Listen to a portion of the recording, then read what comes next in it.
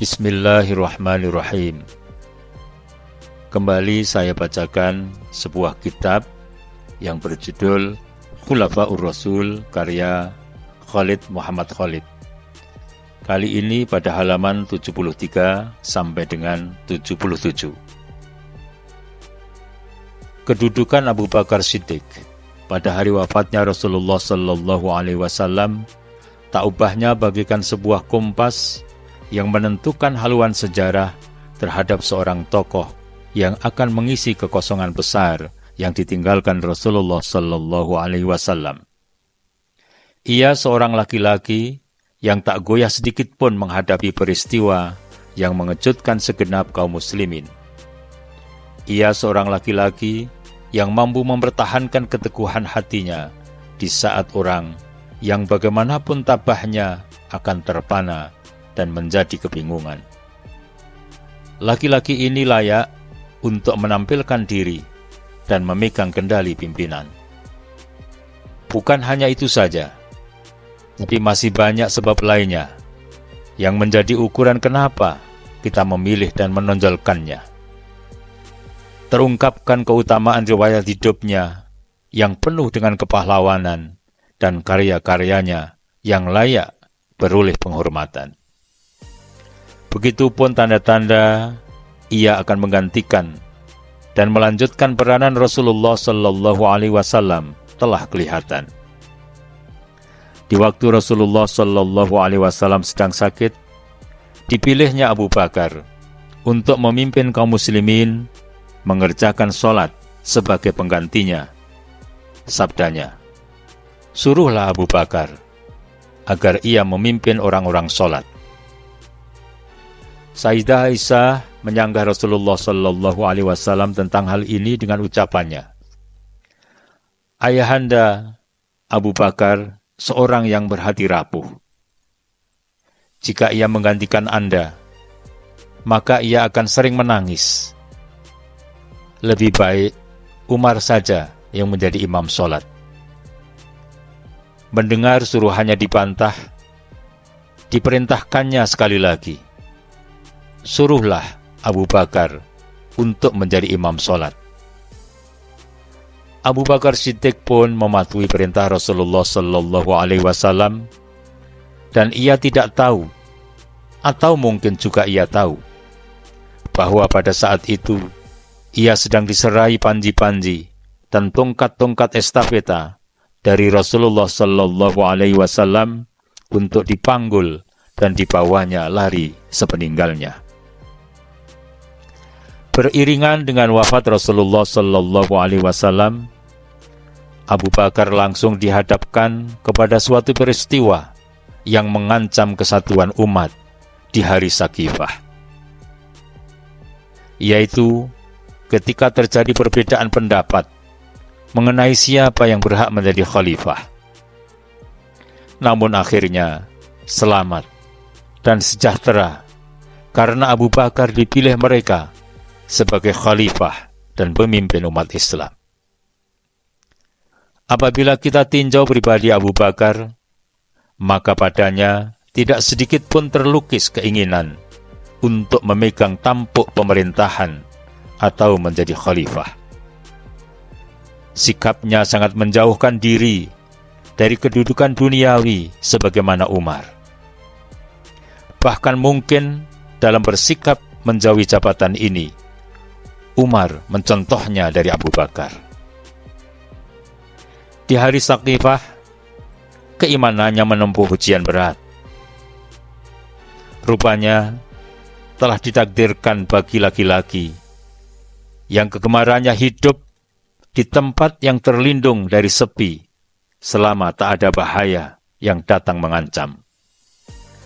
Laki-laki yang keinginannya bila ia sedang menduduki jabatan penting, tak ada mata yang melihat dan memandangnya sedemikian rupa hingga membangkitkan kesombongan.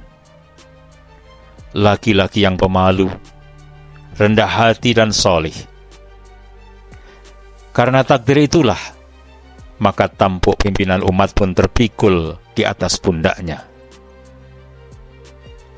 Ia menerimanya bukanlah didorong oleh hasrat keinginan dan keserakahannya, melainkan untuk memenuhi panggilan iman dan tanggung jawab keagamaan.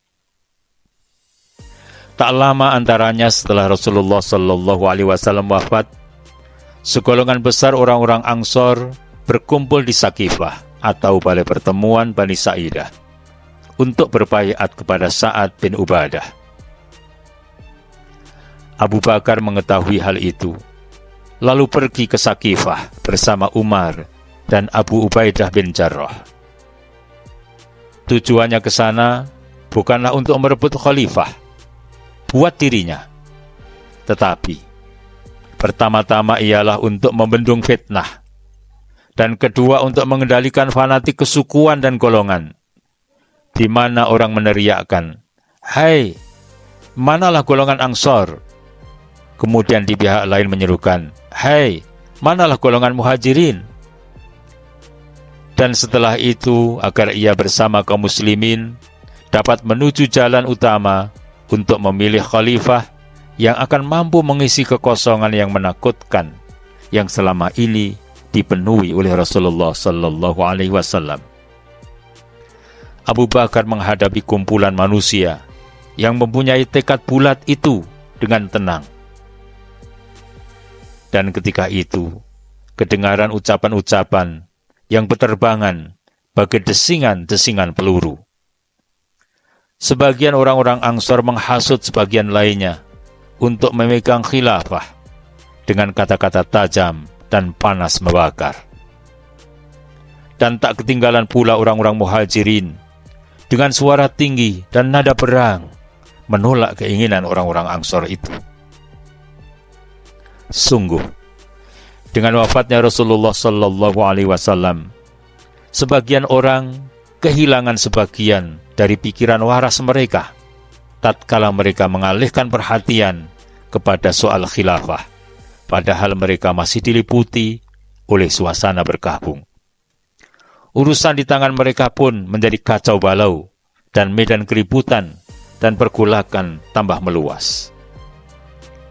Walau demikian, tidak pada tempatnya apabila mereka digolongkan kepada yang telah rusak imannya, sebab sekeliling mereka bertebaran tokoh-tokoh yang sabar dan salih. Memang benar, Abu Bakar lebih mengutamakan golongan Muhajirin buat menduduki kursi khilafah. Tetapi hal itu bukanlah disebabkan karena ia golongan Muhajirin atau kaum Quraisy. Pendirian itu didasarkan karena hijrah itu telah menempatkan mereka di barisan terdepan dalam Islam. Hijrah merupakan puncak babak kesulitan di mana segala kekerasan dan kekejaman Quraisy ditimpakan kepada mereka agar meninggalkan agama mereka.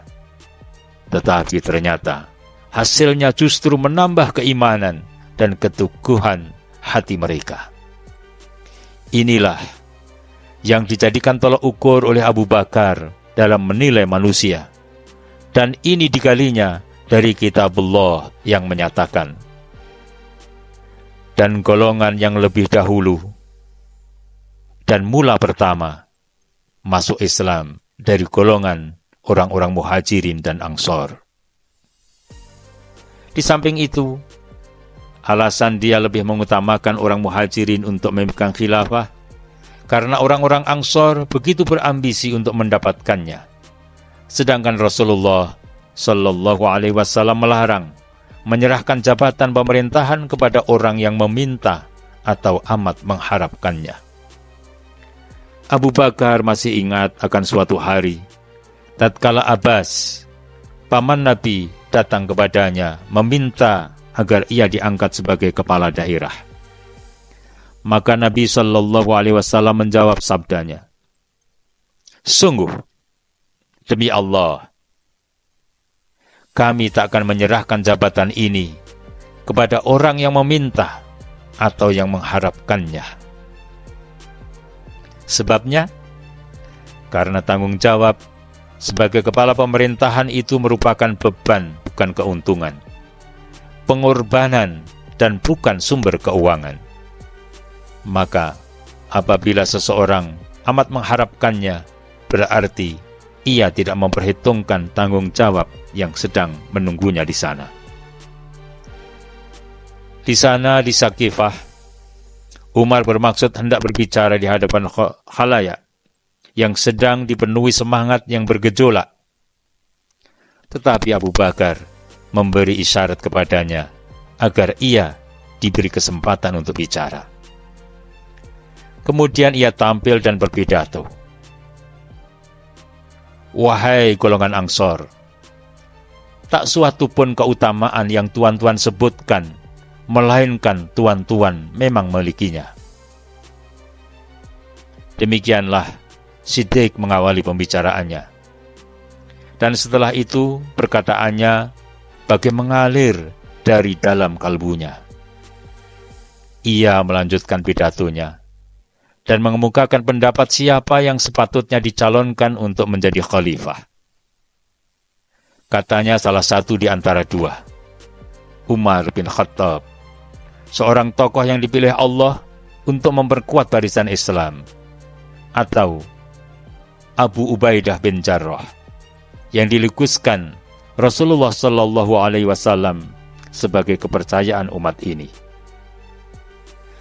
Abu Bakar mendekati kedua orang itu dan berdiri tengah-tengah mereka, lalu mengacungkan tangan mereka dengan kedua tangannya, seraya katanya kepada kaum muslimin, saya mengusulkan salah satu di antara kedua orang ini, Umar dan Abu Ubaidah. Tangan Umar gemetar bagai kejatuhan bara panas, sementara Abu Ubaidah memejamkan matanya yang digenangi air mata karena amat malunya. Lalu Umar berseru, demi Allah, sekiranya saya diajukan lalu ditebas pundak saya tanpa dosa, itu lebih saya sukai daripada memimpin suatu umat yang di dalamnya terdapat Abu Bakar. Kehebatan peristiwa ini tak dapat dilikuskan dengan kata-kata. Belum lagi Umar selesai menyampaikan ucapannya, ia tampil dan merentangkan tangannya buat baiat kepada Abu Bakar. Orang-orang Ansor pun berkerumun dan berdesak-desakan ke muka untuk baiat, seolah-olah mereka mendengar seruan dari langit. Rupanya, kaum muslimin tidak sudi hidup walau satu hari pun tanpa pemimpin yang akan mempersatukan mereka.